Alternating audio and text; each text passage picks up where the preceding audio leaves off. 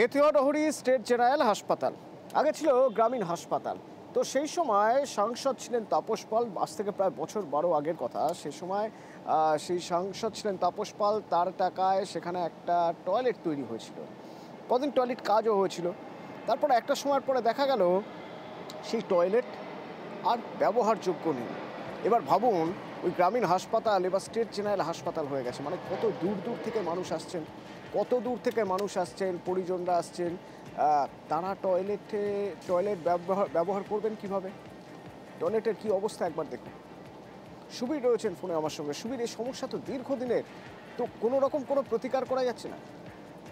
যেটা 2011-12 সালে যখন এই টয়লেটটি তৈরি হয়, তারপর কিছুদিন চালু ছিল, কিন্তু বেশ কিছুদিন যাবত টয়লেটটি তালাবন্ধ অবস্থায় পড়ে আছে।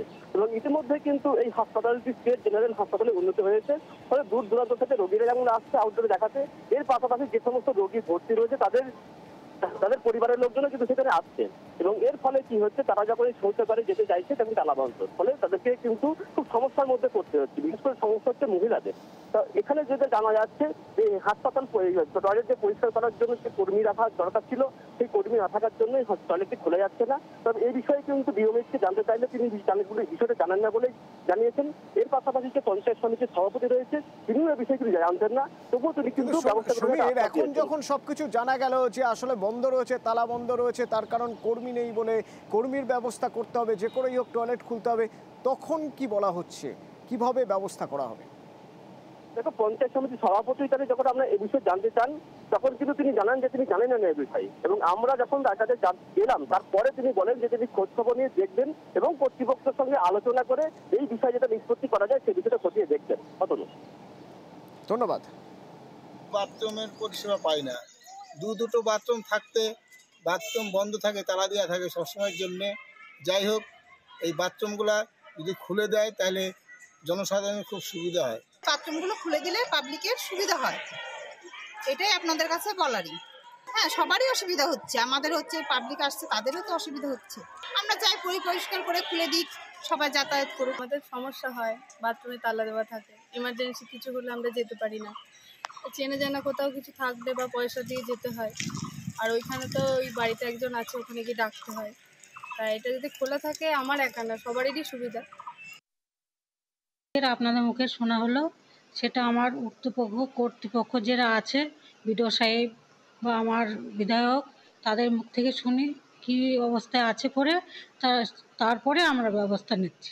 প্রাথমিক শর্ত, বাড়ি যে বানাবেন তার জন্য একটা জমি চাইতো, তো জমি দেখিয়ে দিলেই হলো, ব্যাস। জমি আছে, পাকা বাড়ি নেই, আবাসের তালিকায় নাম উঠে গেল, নাম ওঠার পর বাংলার বাড়ি প্রকল্পের প্রথম কিস্তির টাকা ঢুকে গেল। টাকা পাওয়ার পর দেখা যাচ্ছে ওই ব্যক্তিকে খুঁজেই পাওয়া যাচ্ছে না। জমিটা তার তো নাকি অন্য কোনো জমি দেখিয়ে টাকা নিয়ে হাওয়া? অনিরুদ্ধ রয়েছে সরাসরি আমার সঙ্গে। অনিরুদ্ধ, একটু ডিটেলে জানতে চাইবো।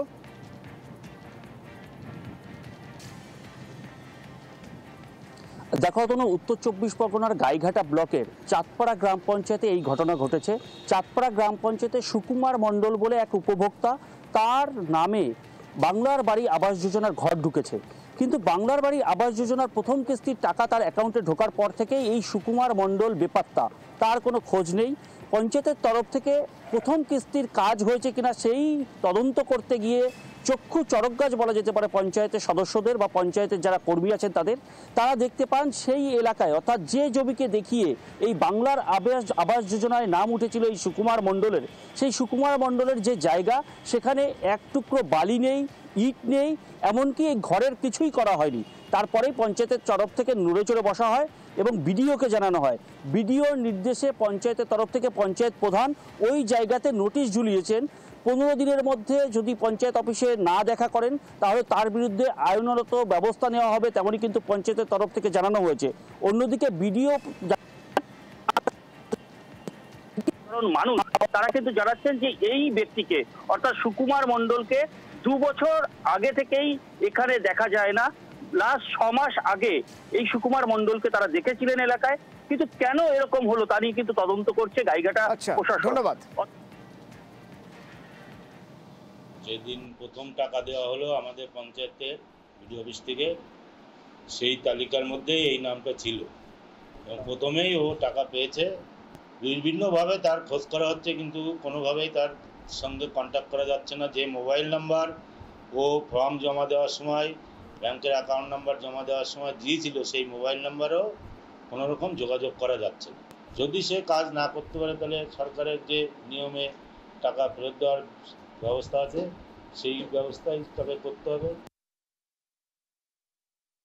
আমরা এখন তো বাড়ির সার্ভে করছি যে কতদূর কনস্ট্রাকশন করলো। এই সার্ভে করতে গিয়ে আমরা দেখলাম যে ওনাকে আমরা খুঁজে পাচ্ছি না। তো যেহেতু খুঁজে পাচ্ছি না এবং ওনার সঙ্গে যোগাযোগ করেও আমরা পাইনি, তাই গ্রাম পঞ্চায়েত থেকে নোটিশ করা হয়েছে যে ইমিডিয়েটলি বাড়িটাকে কমপ্লিট করার বিষয়ে, কাজ শুরু করার বিষয়ে ওনাকে এখন নোটিশ করা হয়েছে।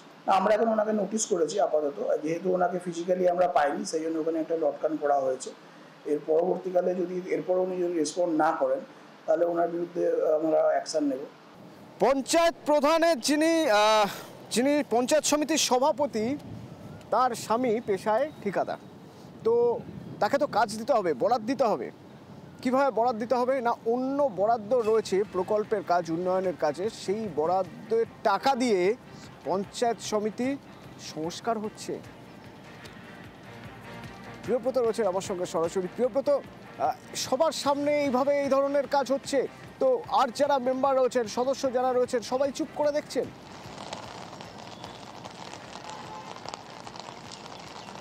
একেবারে সেটা নিয়ে প্রশ্ন উঠেছে এবং সেই প্রশ্ন তুলেছেন তৃণমূলেরই প্রভাবশালী নেতা যে অনুসরণ ডাঙ্গর এবং তার পাশাপাশি যে গ্রামবাসীরা রয়েছেন। কারণ এই যে কাজের টাকা, এই অর্থ কিন্তু বরাদ্দ হয়েছিল জগদলয়া 2 যে পঞ্চায়েতের একটি ভবন রয়েছে, সেই ভবনকে ভেঙে ফেলে সেই কাজে ওখানে ম্যারেজ হল করা হোক, কিন্তু সেই দাবি মেনে নেওয়া হয়েছিল পঞ্চায়েত সমিতির তরফ থেকে। কিন্তু পরবর্তীকালে দেখা যায় সেই পঞ্চায়েত সমিতি সেই কাজ না করিয়ে করানো হয় উপরের শেড। পঞ্চায়েত সমিতির যে কাজ করে গেছে, যে ঠিকাদারের বিরুদ্ধে মূলত অভিযোগটা উঠছে পঞ্চায়েত সমিতির স্বামী, সেই স্বামীর কাজকে ঢাকা দেওয়ার জন্যই শেড তৈরি করা হয়েছে। কারণ সেই জায়গা থেকে চুঁয়ে চুঁয়ে জল পড়ে, বৃষ্টি হলেই বাঁচিয়ে যায় জল, এবং সেই কাজ কীভাবে ঢাকা দেওয়া যায় সেই কারণে নিজের স্বামীকে কাজ আড়াল করার জন্যই এই শেড করা হয়েছে। অন্যদিকে এই অভিযোগ জমা পড়েছে জেলা শাসকের কাছে এবং তাকে তদন্ত করে দেখতে বলা হয়েছে বিষয়টি। অন্যদিকে যে অভিযোগ উঠেছে সেই অভিযোগ কোনোভাবেই সত্য নয়, এমনটা দাবি করছে পঞ্চায়েত সমিতির সভাপতি সহ স্থানীয় দাবি করছেন তিনি অন্য দাবি কোনো মতেই মেনে নিচ্ছেন না, কিন্তু বিজেপিও সুর চড়াচ্ছে।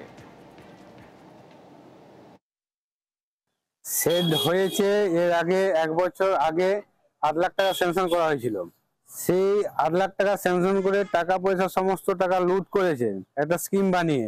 তারপর ওনারা আরো 18 লাখ টাকা স্যাংশন করেছেন, ওই 18 লাখ টাকা আবার লুট করার জন্য করেছেন। বিনা পরিকল্পনায় এই সব কাজ করছেন আর সাধারণ মানুষের ট্যাক্সের টাকা লুট করছেন। সম্পূর্ণ ভিত্তিহীন কথাবার্তা। কারণ এখন আমাদের এই বাঁকুড়া 1 সবথেকে স্বচ্ছভাবে কাজ হচ্ছে, এই টেন্ডারের মারফতে কাজগুলো হয়।